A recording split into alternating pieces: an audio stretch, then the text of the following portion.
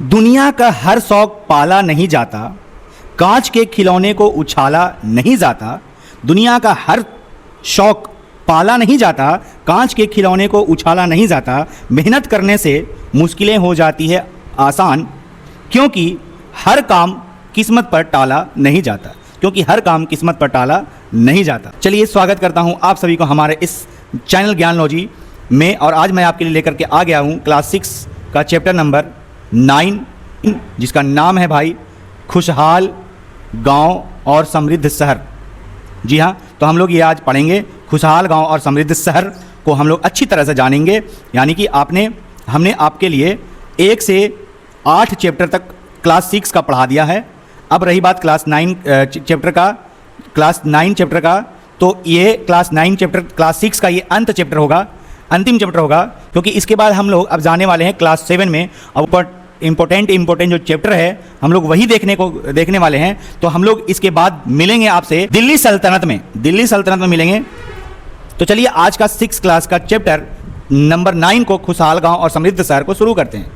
जी हाँ, इससे पहले अगर आपने हमारे चैनल को सब्सक्राइब नहीं किया है तो आप हमारे चैनल को जरूर से जरूर सब्सक्राइब कर लेंगे, है ना। और जैसा कि आपको पता है कि ये जो स्रोत है ये पूरी तरह से एनसीईआरटी पर आधारित है और हैंडराइटिंग नोट्स में आपको पढ़ाया जाएगा, जिसमें आपका जो क्लास है, जिसमें आपका जो ये रिवीजन हो जाएगा एनसीईआरटी पूरी तरह से, अच्छी तरह से। तो चलिए शुरू करते हैं आज का क्लास।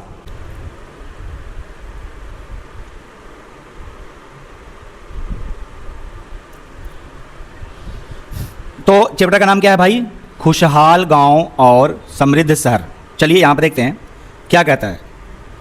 कहता है कि इस उपमहाद्वीप में लोहे का प्रयोग लगभग 3000 साल पहले शुरू हुआ। यानी कि इस उपमहाद्वीप में जो लोहे का प्रयोग हुआ वो आज से लगभग 3000 साल पहले हुआ। लोहे का प्रयोग आज से 3000 साल पहले, ठीक है जी। किस उपमहाद्वीप की बात कर रहा है? तो भारतीय उपमहाद्वीप की बात कर रहा है। जो भारतीय उपमहाद्वीप में जो देश पहले मौजूद थे, जैसे नेपाल था, ठीक है, म्यांमार था, बांग्लादेश था, पाकिस्तान था, और भी ऐसे देश थे जो भारतीय उपमहाद्वीप में आते थे। जी हाँ, महापाषाण कब्रों में लोहे के औजार और हथियार बड़ी संख्या में मिली है। महापाषाण कब्र का मतलब होता है, महापाषाण कब्र यानी बड़े पत्थरों से बनी प्राचीन कब्रें, जहां 100 को क्या किया जाता था? दफनाए जाते थे। तो वहां से हमें लोहे के औजार और हथियार बड़ी संख्या में मिली है। चलो आगे देखो, यहां पर क्या कहता है आगे? यहां पर क्या कहता है देखिएगा।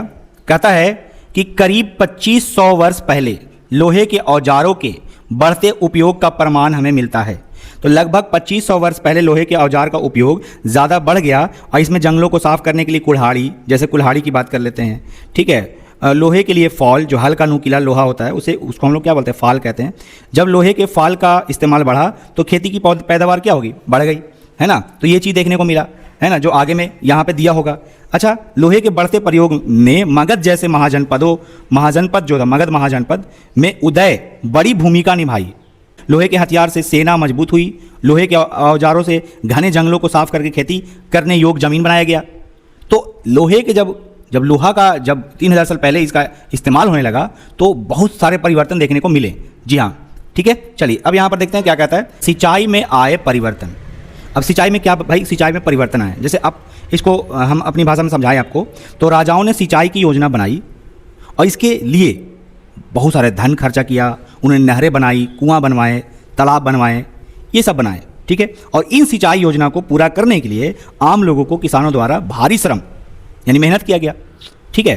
और राजाओं को अपनी सेना, महल, किलों के रख रखाव के लिए इन्होंने कर को क्या किया?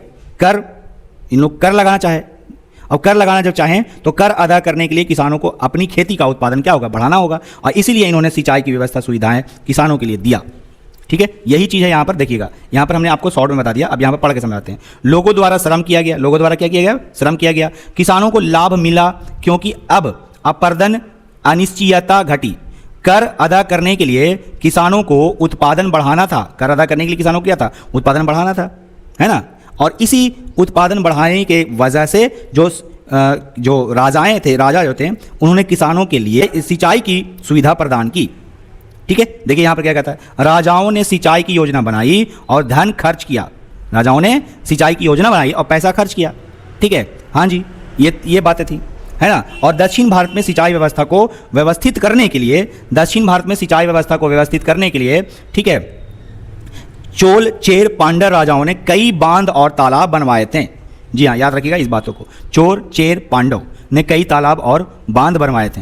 ठीक है, दक्षिण भारत की बात हो रहा है यहाँ पर। अब यहाँ पर देखिएगा, अब क्या कहता है, कहता है कि गांव में 3 तरह के लोग रहते थे। गांव में जो है वो कितने तरह के लोग रहते थे, तो 3 तरह के लोग रहते थे। आज से लगभग 2500 वर्ष पहले इस उपमहाद्वीप के उत्तरी और दक्षिण हिस्सों में गांव में मुख्य रूप से 3 तरह के लोग रहते थे, है ना। और इसी समाज को हम समझने के लिए यहाँ पर देखते हैं। चलिए भाई, यहाँ पर देखिए, अब इस समाज को हम समझने के लिए, क्योंकि गांव में 3 तरह के लोग रहते हैं, और कहाँ, उत्तर दक्षिण भाग में, तो उत्तर दक्षिण भाग में 3 तरह के लोग रहते हैं। तो यहाँ पर देखा जाए तमिल, एक तमिल क्षेत्र में, यानी दक्षिण भारत में कौन लोग रहते थे, ठीक है, ये जानेंगे हम लोग। और फिर जानेंगे कि देश के उत्तरी हिस्से में कौन लोग रहते थे। ठीक है, तो यहाँ पर बहुत इंपॉर्टेंट पॉइंट है, यहाँ पर देखिएगा, यहाँ पर क्या कहता है। सबसे पहले हम आते हैं तमिल क्षेत्र में। कहाँ आते हैं भाई, तमिल क्षेत्र में आते हैं। ठीक है, तमिल क्षेत्र की अगर हम बात कर लें तो बड़े बड़े भूस्वामी जो होते थे, बड़े भूस्वामी को हम वेलल्ला कहते थे। क्या बोलते थे, वेलल्ला। बड़े भूस्वामी को हम क्या कहते थे, वेलल्ला कहते थे। तो बड़े भूस्वामी का मतलब हो गया, बड़े भूस्वामी का मतलब हो गया कि जिनके पास बहुत सारी जमीन होती थी। ये समाज में काफ़ी प्रभावशाली और अमीर लोग थे, इन्हीं को हम वेलल्ला कहते थे। तो वेलल्ला बड़े भूस्वामियों को कहा जाता था। दूसरा जो पॉइंट है उसके बाद क्या है भाई, साधारण हलवाहो को उनवार कहते थे। तो साधारण हलवाहे का मतलब होता है कि आम किसान जो खुद अपने हलों से खेतों को जोतते थे, उनको हम क्या कहते थे, उनवार। क्या बोलते हैं, उनवार कहते थे। जी हाँ। अगला आता है यहाँ पर कैडेसियर। अब ये कैडेसियर क्या है, देख लो भाई। भूमिहीन मजदूर दास को, भूमिहीन जो मजदूर और दास थे, भूमिहीन मजदूर और दास थे, उसे हम कैडेसियर और अधिमई कहते थे। कैडेसियर और अधिमई कहते थे। तो जिनके पास कोई जमीन नहीं होती थी और वे दूसरे खेतों में बंधुआ मजदूर या नौकर की तरह काम करते थे, उन्हीं को कहते थे भूमिहीन मजदूर और दास। तो इनको क्या कहते थे, कैडेसियर कहते थे। और कैडेसियर का मतलब ही होता है बंधुआ मजदूर। ठीक है, हाँ जी। और आदिमई का मतलब होता है क्या, दास। तो इनको हम कहते थे कैडेसियर। याद रखिएगा, फिर से एक बार आपको बता दे रहे हैं। तमिल क्षेत्रों में दक्षिण भारत में बड़े भूस्वामी को वेलल्ला कहते थे, साधारण हलवाहों को उनवार कहते थे, भूमिहीन मजदूर को कैडेसियर या अधिमई कहते थे। ठीक है जी, चलिए आगे बढ़ जाते हैं। अगला पॉइंट देखिएगा यहाँ पर। ठीक है, देश के उत्तरी हिस्से की अगर हम बात कर लें, अब देश के उत्तरी हिस्से यानी 2 भागों में बटा हुआ था ये, तो देश के अगर उत्तरी हिस्से की हम बात कर लें तो देश के उत्तरी हिस्से में गांव का प्रधान व्यक्ति होता था। गांव का जो प्रधान व्यक्ति होता था, गांव का प्रधान व्यक्ति का मतलब होता है कि गांव का मुखिया जो कहलाता था, उसको हम क्या बोलते थे, ग्राम भोजक कहते थे। ग्राम भोजक कहते थे, याद रखिएगा। क्या बोलते थे इनको, ग्राम भोजक। हमने क्या कहा कि जो बड़े ग्राम भोजक होते थे, बड़े ग्राम भोजक, सबसे बड़ा जो भूस्वामी होता था वो जमींदार होते थे। कौन होते थे भाई, जमींदार, जो सबसे बड़े भूस्वामी थे। अच्छा, उसके बाद अगला आगे जाइए। एक स्वतंत्र, क्या भाई, तो एक स्वतंत्र कृषक भी होते थे। क्या होते थे, एक स्वतंत्र कृषक भी होते थे।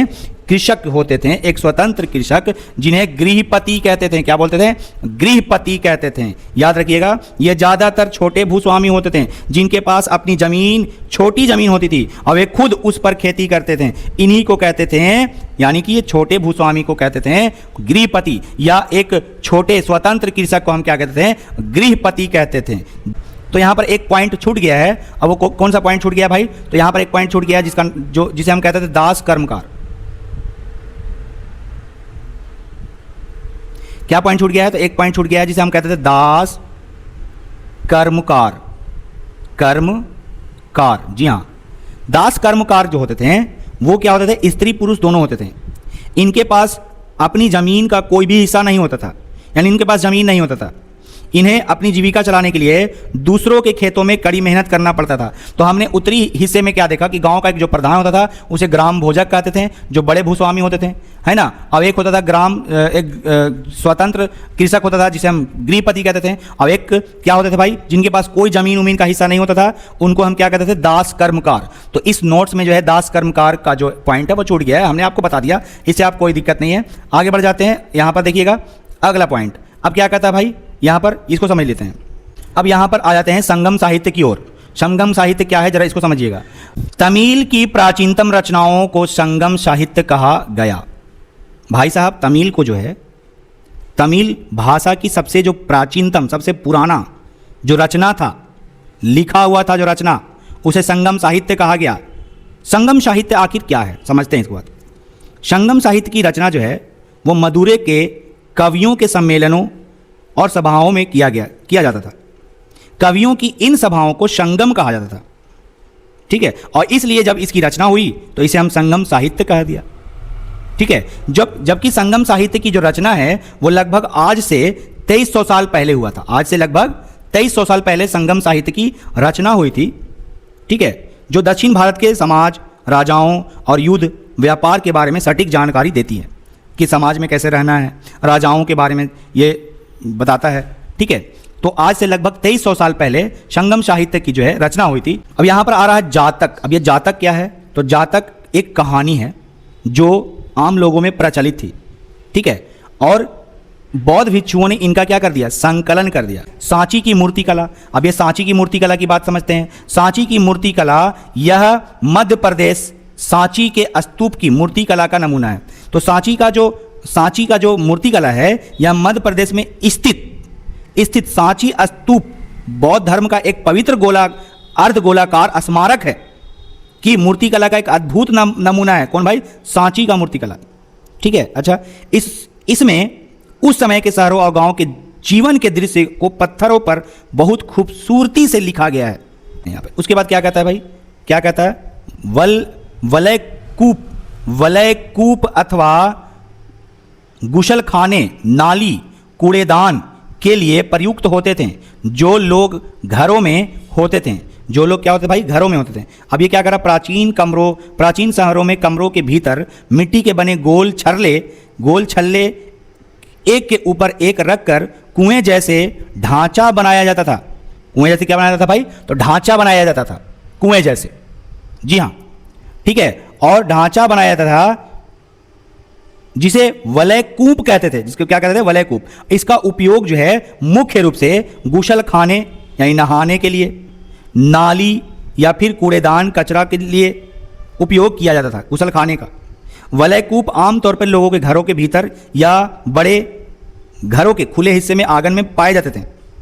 प्राचीन काल के आप देखेंगे कि प्राचीन काल में ही, ठीक है, प्राचीन काल के घर में घास फूस कच्ची ईंटें बनने थे, इसलिए वे नष्ट हो जाते थे। लेकिन ये मिट्टी और पत्थरों के बने वलयकूप आज भी जमीन के नीचे मिले हैं। वलयकूप जिसमें क्या होता था भाई? जिसमें वलयकूप में गुसलखाने के लिए वलयकूप था या कूड़ेदान के लिए वलयकूप बनाया गया था, जी हाँ। जो एक तरह से क्या था? एक तरह से उसको पत्थरों से गोल बना दिया जाता था ताकि उसमें अच्छे तरह से नहाया जाए। अब वेरीगाजा की बात कर लेते हैं। वेरीगाजा भरूच या यूनानी नाम, वेरीगाजा जो है वो भरूच या यूनानी नाम है। देख लीजिए यहाँ पर, वेरीगाजा जो भरूच का यूनानी नाम है। वेरीगाजा जो भरूच का क्या है? यूनानी नाम है वेरीगाजा। यह वर्तमान समय में भारत के गुजरात में स्थित है। यह वर्तमान समय में कहाँ है? भारत के गुजरात में स्थित है। कौन भाई? वेरीगाजा। चांदी या सोने के सिक्के पर विभिन्न आकृतियों को आहत करके बनाए जाते थे। इन्हीं कारण इन्हें आहत सिक्का कहा जाता था। आहत सिक्का क्या था? तो चांदी या सोने के सिक्के पर विभिन्न आकृतियों को आहत करके बनाए जाने के कारण हम उन्हें आहत सिक्का कहा। क्या कहा भाई? आहत सिक्का कहा, जी हाँ। चलिए, उसके बाद आता है अनेक गतिविधियों का केंद्र, मथुरा। अनेक गतिविधियों का केंद्र क्या था भाई? मथुरा। यह एक महत्वपूर्ण नगर था। मथुरा क्या था? एक बहुत ही महत्वपूर्ण नगर था, जी हाँ, महत्वपूर्ण नगर था, जो मुख्य रास्ते यातायात के लिए उत्तर पश्चिम से पूरब की ओर, उत्तर से दक्षिण की ओर जाने वाला रास्ता था। तो हमने क्या किया कि मथुरा का जो बहुत ही प्राचीन काल में मथुरा बेहद महत्वपूर्ण नगर था, जिसके कई तरह के, जिसे यातायात के लिए यहाँ रास्ता, दो रास्ते थे। पहला रास्ता जो था उत्तर पश्चिम से पूरब की ओर जाने वाला था। उत्तर पश्चिम से, यानी उत्तर पश्चिम से जो रास्ता निकला यहाँ से उत्तर पश्चिम से, वो किधर जा रहा है भाई? तो वो पूरब की ओर जा रहा है, ऐसे जा रहा है पूरब की ओर, जी हाँ। और दूसरा रास्ता था, ठीक है, वो किधर से निकल रहा है, उत्तर इधर से निकल रहा है और दक्षिण की ओर जा रहा है ऐसे। जी हाँ, तो ऐसे दो रास्ता थे। शहरों के चारों तरफ किलेबंदी थी और अनेक मंदिर थीं। आसपास के किसान और पशुपालक शहर में रहते थे। जी हाँ, तो ये चीज़ देखने को हमें मिला कि मथुरा शहर में हमें क्या देखने को मिला कि यहाँ मंदिरों का एक किला, बहुत मंदिर, यहाँ अधिकतर मंदिर थे।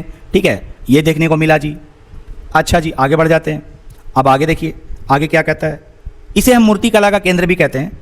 इसे हम मूर्ति कला का केंद्र भी कहते हैं। यहाँ पर देखो लिखा हुआ है, क्या लिखा हुआ है कि इसमें अनेक मंदिर थे।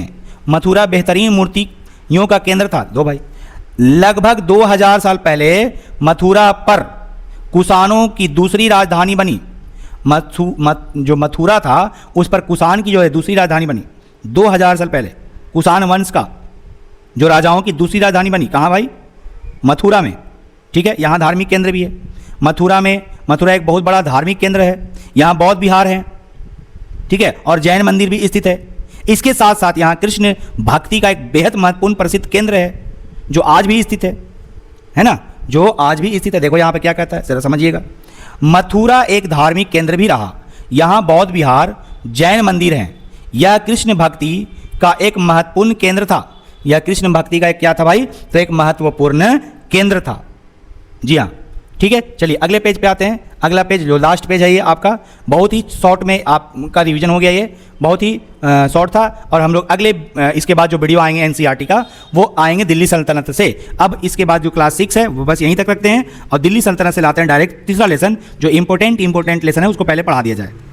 जी हाँ, आगे बढ़ते हैं। चलिए यहाँ पर देखिए, मथुरा में प्रस्थ खंडों तथा मूर्तियों पर अनेक अभिलेख मिले हैं। यानी कि मथुरा के प्रस्थ, अब यहाँ प्रस्थ खंड क्या होते हैं, पत्थर के टुकड़े या शिलालेख, और मूर्तियों पर अनेक प्राचीन अभिलेख मिले हैं जिसमें स्त्री तथा पुरुषों द्वारा मठों या मंदिरों को दिए जाने वाले दान का उल्लेख किया हुआ है। यानी इसमें क्या दिखाया गया है, तो इसमें दिखाया गया है, संक्षिप्त में लिखा गया है कि जो स्त्री और पुरुष मठों या मंदिरों को दिए जाने वाले दान जो भेंट किए हैं वो लिखा गया है। ये दान आमतौर पर शहर के राजा, रानी, व्यापारी और शिल्पकार देते थे। तो उन्हीं के बारे में इस पर लिखा गया है। किस पर भाई, मथुरा पर, मथुरा के प्रस्थ खंडों या मूर्तियों पर। अच्छा जी, और क्या देखने को मिले हैं यहाँ पर देखिएगा। सबसे पहले हम श्रेणी समझते हैं कि श्रेणी क्या है, उसके बाद हम लोग को समझ में आएगा ये चीज़। श्रेणी, प्राचीन काल में अनेक शिल्पकार, ठीक है, जो हाथ से बनाने वाले जैसे कुम्हार, बुनकर, व्यापारी, अनेक संघ, एक तरह का संगठन बनने लगे थे जिसे श्रेणी कहता था। तो उस समय जो है संगठन बनने लगा था, एक श्रेणी का, एक जात का संगठन बनने लगा था। उसी को हम क्या कहते हैं, तो श्रेणी कहते हैं। आप सुनिएगा, अनेक शिल्पकार तथा व्यापारी अपने संघ बनाने लगे थे जिसे श्रेणी कहते हैं। तो श्रेणी इनका काम अपने सदस्यों का देना, कच्चा माल इकट्ठा करना, तैयार माल को बाजार में बेचना, ये सब इनका काम था। और श्रेणी क्या हुआ था कि जब अनेक शिल्पकार थे, जो व्यापारी थे, वो अपने अपने एक संघ बनाने लगे, और संघ बनाने लगे जिसे श्रेणी कहा गया। और आज वो क्या चीज में बदल गया, जात में बदल गया, है ना। वो आज क्या चीज में बदल गया भाई, तो जात में बदल गया। अगला आ जाइए, अरिकामेडु। अब ये अरिकामेडु क्या है, तो अरिकामेडु एक बंदरगाह है। क्या है भाई, अरिकामेडु क्या है, एक बंदरगाह है। चलिए यहाँ पर देखिएगा, अरिकामेडु, यह पुदुचेरी में स्थित है। तो कहाँ स्थित है ये अरिकामेडु, कहाँ स्थित है, तो वर्तमान पुदुचेरी में, जो एक प्राचीन पतन है, यानी बंदरगाह है, जो लगभग 2200 साल, लगभग कितना, 2200 साल से 1900 साल पहले की बात है। 1900 साल पहले की ये बातें हैं। 2200 साल से 1900 साल पहले की ये क्या है भाई, तो बातें हैं। जी हाँ, ठीक है। यह एक प्राचीन पतन था। लो भाई, हमने बताया तो कि यह जो है एक प्राचीन पतन था। यहां हमें क्या क्या साक्ष्य मिले हैं, तो हमें यहाँ साक्ष्य मिले हैं, यहाँ खुदाई में ईंटों से बना एक विशाल ढांचा जो एक गोदाम रहा होगा, जहाँ जहाज़ों से उतारा गया माल को सुरक्षित रखा जाता होगा। हमें ऐसे कुछ क्या मिले हैं, साक्ष्य मिले हैं। हमें M4 पात्र भी मिला है यहाँ से। क्या मिला है भाई, तो M4 पात्र भी मिला है हमें यहाँ से, M4 पात्र। अब ये M4 पात्र क्या था, यहाँ भूमध्य सागरीय क्षेत्र, ठीक है, कि M4 जैसे पात्र यानी मटके का जार मिले हैं। ये दोनों तरफ से हत्थे लगे थे, जिसे एम्फोरा भी कहते हैं। दोनों तरफ से हत्थे लगे थे और सक्रिय बर्तन होते थे जिसमें शराब या तेल जैसे तरल पदार्थ रखे जाते होंगे। और यहाँ से हमें एक और पदार्थ मिले हैं जिसे कहते हैं एरेटाइन, जो आगे में पढ़ने को मिलेगा। चलिए पढ़ते हैं क्या कहता है। चलिए यहाँ पर देख लीजिए, यहाँ पे क्या कहता है भाई, देखिए यहाँ दूर दूर से आए जहाज के सामान उतारे जाते थे, ईंटों से ढांचा मिला है। जी हाँ, हमने तो बात बताया आपको। यहाँ भूमध्य सागरीय क्षेत्र के एफोरा जैसे पात्र मिले हैं, ये भी बताया आपको, जो एक जार होता था जिसमें वाइन शराब पिया जाता था। अच्छा जी, उसके बाद क्या करा, एरेटाइन जैसे मुहर लगे लाल चमकदार बर्तन मिले हैं। अब ये क्या था एरेटाइन, तो एरेटाइन एक मुहर लगे लाल चमकदार बर्तन मिले हैं। इसे इटली के एक शहर एरेटाइन के नाम पर एरेटाइन पात्र कहा जाता है। इसे गीली चिकनी मिट्टी से बनाया जाता था मुहर दबा करके। ठीक है, तो हमें ऐसा भी देखने को मिला है। जी हाँ, आगे बढ़िए, देखिए यहाँ पर लिखा हुआ है, इसे इटली के एक शहर के नाम पर एरेटाइन पात्र के नाम से जाना जाता है। जी हाँ, अब आ जाइए आगे। अब क्या बोलता है भाई, यहाँ पर देखिएगा रोम के बारे में बता रहा है, रोम साम्राज्य की बात कर रहा है। तो रोम एक बहुत बड़े साम्राज्य की राजधानी थी। रोम एक बहुत बड़े साम्राज्य की क्या थी, राजधानी थी। तो रोम यूरोप में एक बहुत बड़ा, ये यूरोप का एक बहुत बड़ा साम्राज्य की राजधानी थी, कोई राजा की राजधानी थी, है ना, जो आज कहाँ है, इटली में स्थित है। यह साम्राज्य यूरोप, उत्तरी अफ्रीका और पश्चिमी एशिया तक फैला हुआ था। ठीक है, रोम के सबसे प्रसिद्ध शासक में से एक कौन था, अगस्टस। कौन था भाई, अगस्टस, याद रखिएगा कौन, अगस्टस। लगभग 2000 साल पहले की बातें हैं ये, जो गर्व से कहा कि रोम पहले ईंटों का शहर था जिसे मैंने संगमरमर बनाया है। किसने कहा था, तो रोम का राजा अगस्टस। चलिए अब यहां पर पढ़ लेते हैं क्या कहता, देखिए यहां पर लिखा हुआ है, हमने जो आपको पढ़ाया। इसका शासक अगस्टस ने कहा कि रोम, जो वर्तमान में इटली राजधानी में आता है, रोम ईंटों का शहर था जिसे मैंने संगमरमर बनाया। रोम जो था वो किसका शहर था भाई, तो ईंटों का शहर था, मैंने इसे संगमरमर बनाया। राजाओं ने रोम के बड़े बड़े रंग महल, विशाल स्नानागार और पानी लाने के लिए बड़े नहर भी बनवाए थे इसने। ठीक है, अच्छा जी, उसके बाद क्या कह रहा है जरा यहां समझिएगा। तो अगर हम अगस्टस की बात और भी कर लें तो यहां पर देखिएगा, सम्राट अगस्टस के समय ही रोमन साम्राज्य में शांति और समृद्धि का काल भी शुरू हुआ, जिसे पैक्स रोमना कहा जाता है। ठीक है, अब क्या बोल रहा है भाई, इसको समझिएगा। उपमहाद्वीप में लोहे का प्रयोग शुरुआत लगभग कितना साल हुआ था पहले, तो 5000 साल पहले। 5000 साल पहले कि 3000 साल पहले, 3000 साल पहले। यहां पर गलत हो जाएगा। उपमहाद्वीप में लगभग लोहे का जो शुरुआत हुआ था वो लगभग हुआ था 3000 साल पहले, तो यहां पर गलत है। यहां पे आंसर क्या होगा भाई, आंसर होएगा 3000 साल पहले। ठीक है, तो नोट्स में थोड़ा सा गलत हो गया है। हाँ जी, तो 3000 साल पहले जो है ये क्या हुए थे, तो इनकी शुरुआत हुई थी। ठीक है, थोड़ा सा क्षमा चाहेंगे आपसे क्योंकि इसको एआई ने गलती कर दिया है। अब आते हैं आगे। लोहे का प्रयोग बढ़ा, नगर सहित सिक्के लगभग 2500 साल पहले आए। जी हाँ, संगम साहित्य की रचना आज से लगभग 2300 साल पहले हुई। अरिका मेड़ू का जो पतन है वो लगभग 2200 साल पहले से 1900 साल पहले हुआ। बस हमें ये इस बुक में बस इतना ही जानकारी तो देखने को मिला। जी हाँ, तो हम लोग जो है अच्छी तरह से आज का जो चैप्टर है वो ख़त्म कर दिया।